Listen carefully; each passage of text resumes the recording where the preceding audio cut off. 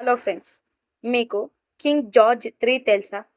అతను బ్రిటన్ని పరిపాలించిన ఒక రాజు. అతను మన ఇండియాకి చెందిన ఒక మల్ల యోధుడికి ఇండియన్ హెర్క్యులస్ అనే ఒక బిరుదు ఇచ్చాడు. ఆ మల్ల యోధుడు ఎవరో కాడు, మన తెలుగు రాష్ట్రమైననే.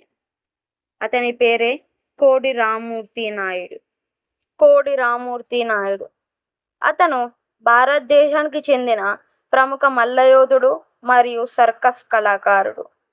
ఆయనను కలియుగ భీముడు అని కూడా పిలిచేవారు.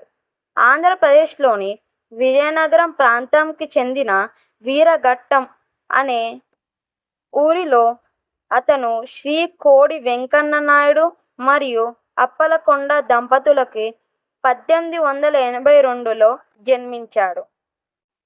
కోడి రామ్మూర్తి నాయుడు చిన్నప్పటి నుంచే వ్యాయామం, కుస్తీ మరియు శారీరక దృఢత్వంపై ఆసక్తి ఉండేది. ఆ ఆసక్తిని చూసి వాళ్ళ నాన్నగారు అక్కడ ఒక వ్యాయామశాలలో చేర్పించారు.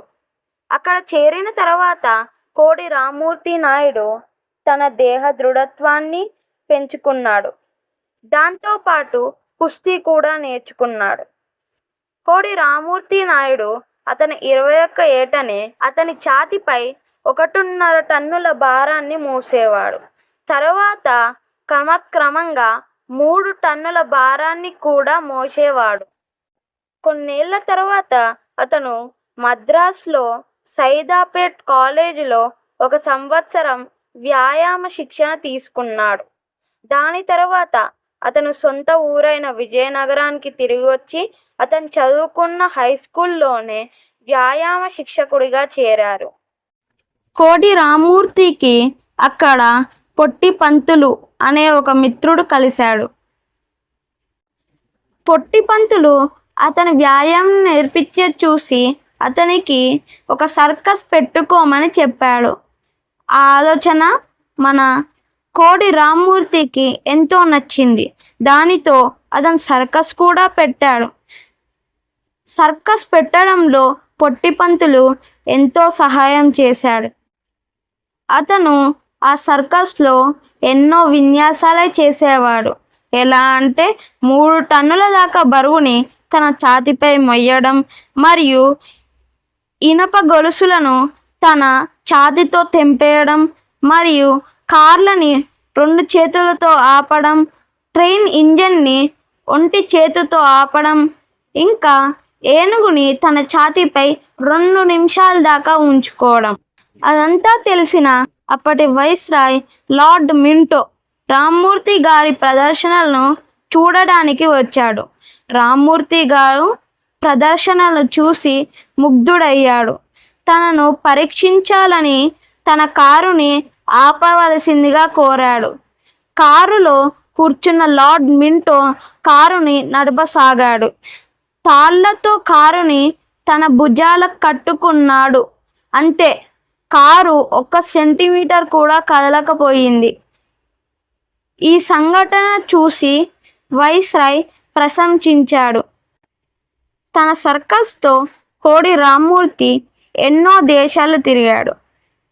అందులో స్పెయిన్ దేశంలో పలు ప్రదర్శనలు చేశారు. దాంట్లో ముఖ్యంగా స్పెయిన్ దేశంలో బుల్ ఫైట్ చాలా ప్రసిద్ధమైంది. ఈ పోరాటం చాలా భీకరంగా ఉంటుంది.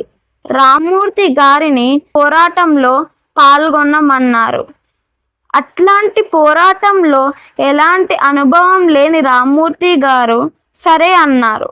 రామ్మూర్తి గారు రంగంలోకి దూకారు. దూసుకొస్తున్న కోడెను కొమ్ములతో పట్టుకొని క్షణంలో కింద పడేశారు. అది చూసిన ప్రేక్షకులలో అతని చాలా ప్రశంసించారు. కోడి రామ్మూర్తి గారికి ఎన్నో బిరుదులు కూడా ఉన్నాయి. అవే కలియుగ భీముడు, ఇండియన్ హెర్క్యులస్, వీర కంఠీరవ, మల్ల మార్తాండ, జగదేక వీర. కొన్ని సంవత్సరాల తర్వాత అతనికి ఆర్థిక మరియు ఆరోగ్య సమస్యలు వచ్చాయి.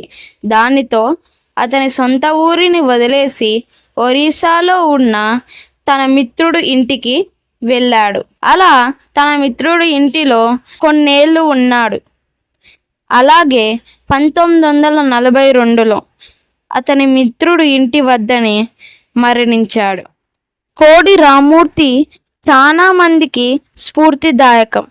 అతని కథ విని చాలామంది ఎన్నో నేర్చుకోవాలి. Thank you.